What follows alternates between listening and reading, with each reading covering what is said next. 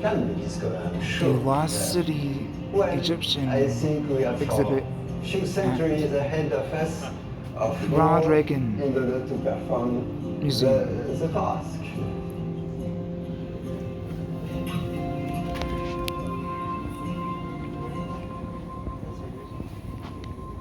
This is a statue, the type that looks like you would be cool to talk to if it was real, but it's not.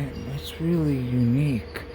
Look at it. It was found underwater thousands of years and it's still intact. This is at the Ronald Reagan Museum. And there it's got a tail. Wow. Then to the left are these two giant statues.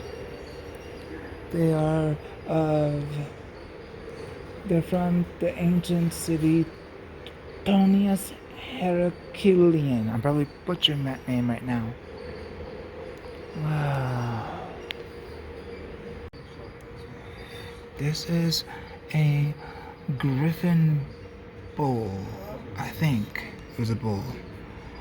It's a bowl that presents Persian-style decoration with a griffin, half lion, half eagle, spreading its wings.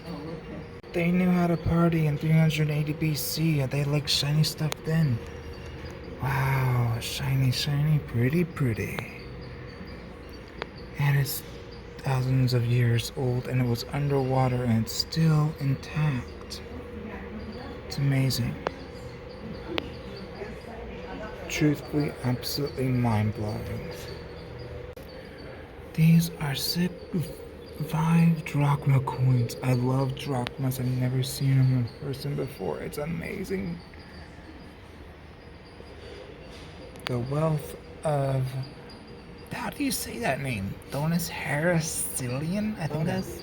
Heracleon. Oh, Heracleon. Cool. Heracleon. This is so cool. This is Osiris, god of the dead, on his funeral bed. It's amazing.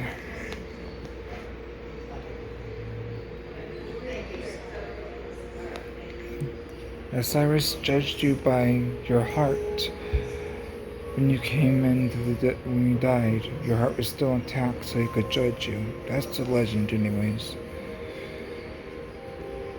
Or the myth. This is Osiris arising and waking up. He looks beautiful for a god of the dead. A lot different than what Hades looks like, or what we say he looks like. Amazing statue. Some say it's of Hades, but no one's for sure. It's a very different portrayal of Hades, if this is Hades. Wow. They're sure this one is of Hades, and this isn't what anyone portrays Hades as anymore. Very interesting.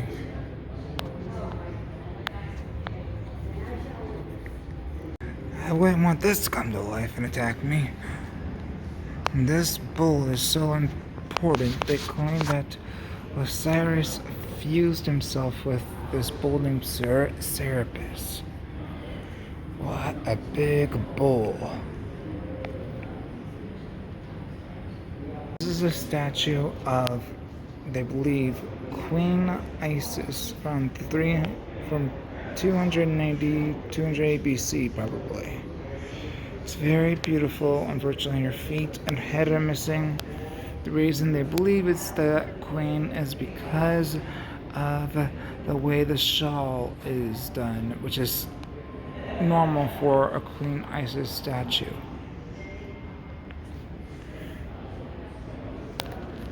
A view from Ronald Reagan Library, where a fire happened recently. It's all green and lush again. It's doing really well. It's beautiful. Mrs. Taylor. Please, sorry. Please, get settled. Nancy and I went 7 miles up a switchback road. I must admit, Nancy's quite an accomplished horsewoman. She sure is. Mr. President, could you tell us about the ranch? Well, I'm proud of Rancho del Cielo, a 350-acre ranch overlooking the Pacific Ocean. It truly is America the Beautiful. Yes, and it's very peaceful here, too. Do you find that your time on the ranch helps you balance the pressures that come with being president? To my mind, nothing compares with the kinship between man and animal you find on the back of a horse. I'm not sure what it is, but there you are, in charge of an animal with more muscle in its neck than you have in your whole body. From the minute the horse takes its first step, every muscle in your own body responds to it. How much of this experience is physical and how much is mental, I don't know. But there's no better place for me to think than on the top of a horse. Now that sounds like a great way to collect your thoughts. Since we only have a few minutes with you today, Mr. President, are there any messages about the country and its future you'd like to share with us? We've got to do a better job of getting across that America is freedom. Freedom of speech, freedom of religion, freedom of enterprise, and freedom is special and rare. So we've got to teach history based not on what's in fashion, but what's important. If we forget what we did, we won't know who we are. Let's start with some basics. More attention to American history and a greater emphasis on civic ritual. Thank you, Mr. President. You've been very kind. So you wouldn't mind if I told you just one more story, would you? Maybe you know this one about the old boy that had taken over some creek bottom land and it was rocky and covered with brush. He got rid of all the rocks and hauled them away, and then he planted, and he really had a beautiful garden there. And one day at church, he asked the minister to come back with him after the sermon. Well, the Reverend arrived and he said, "Oh my, God has certainly blessed this land. I've never seen anything so wonderful. And look at the corn. I've never seen anything as tall as that. God certainly has been good to this place." And he went on that way until finally the old man was beginning to shuffle a little bit, said, "Reverend, I wish you could have seen it when the Lord was doing it by himself." Great story, sir. Any closing thoughts? And so it is with our nation. We've been blessed with a vast and beautiful land and with an energetic and enterprising people. Yet it's up to us to keep our nation prosperous, strong, and free. Thank you all very much for being here. God bless you.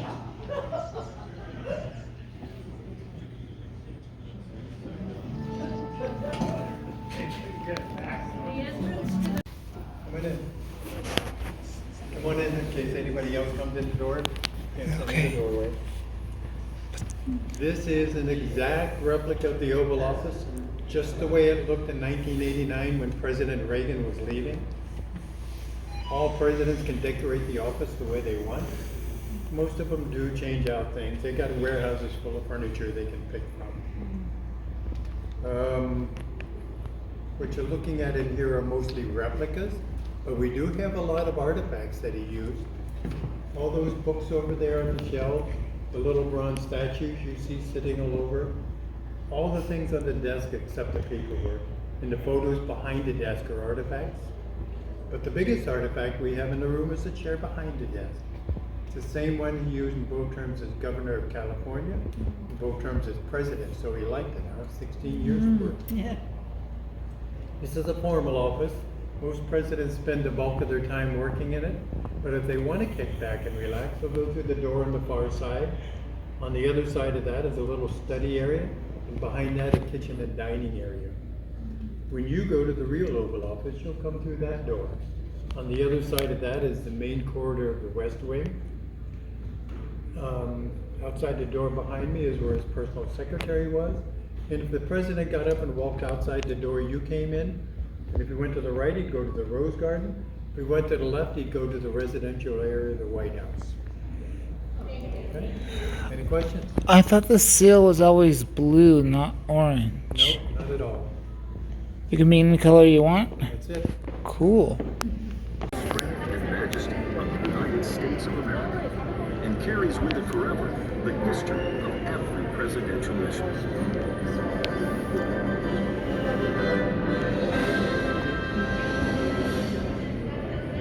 You don't say it about security every time you land back in Andrew. I guess we made history again. The Brandenburg Gate moment was the one that I remember simply because we were all talking about it on the way back.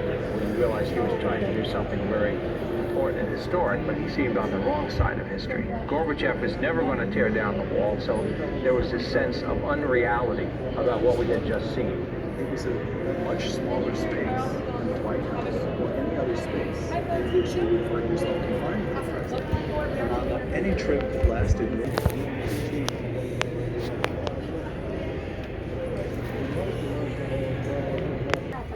Inside Air Force One. It's the same food. You get your menu, you check off what you want, and I want my steak rare. Meals. Everybody ate the same food. Nobody. Chocolate cake was a favorite of President Reagan, and he knew that inevitably he always had a chocolate cake on the flights because he knew somebody would have a birthday or an anniversary, and just because he appreciated his staff. Yeah. That's pretty good. So, good person. Yeah. Thank you very much for visiting. Thank you.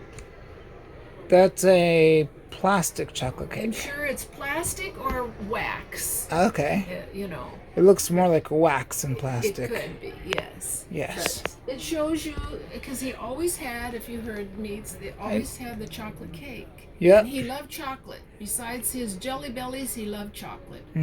So nobody went without dessert. That's good. And the press would sit back here. This was their area to sit. It was? And they were chosen by lottery system. Do we still have a lottery system? You know, I don't know if that's still in practice today with our president. I don't know. But for President Reagan during his 8 years, that was the way he chose, he wanted, because he did not want the American public to have to pay for their tickets. Well, that's smart. And then the Air Force, 4 seats on the right, Air Force personnel would sit there to make sure everything was functional and running fine with the plane. Like security? No, security had the room right in front of this The room. communications room? No, this is the Secret Service. Oh, this is So the Secret you Service have room. the press and Air Force in this room. Mhm. This would be Secret Service, and the next room up would be any family or friends of the president. Plus, there was Oh. always one doctor at all times that would fly with the president. Well, that's good. Wow, that's a lot of cool stuff. Wow, this is a small helicopter. Yeah. Or is it a big helicopter? Well, it's actually probably big for a helicopter. Cool. Carries about 15 people. Really? Yeah. That is a lot for a helicopter. Be a little crowded.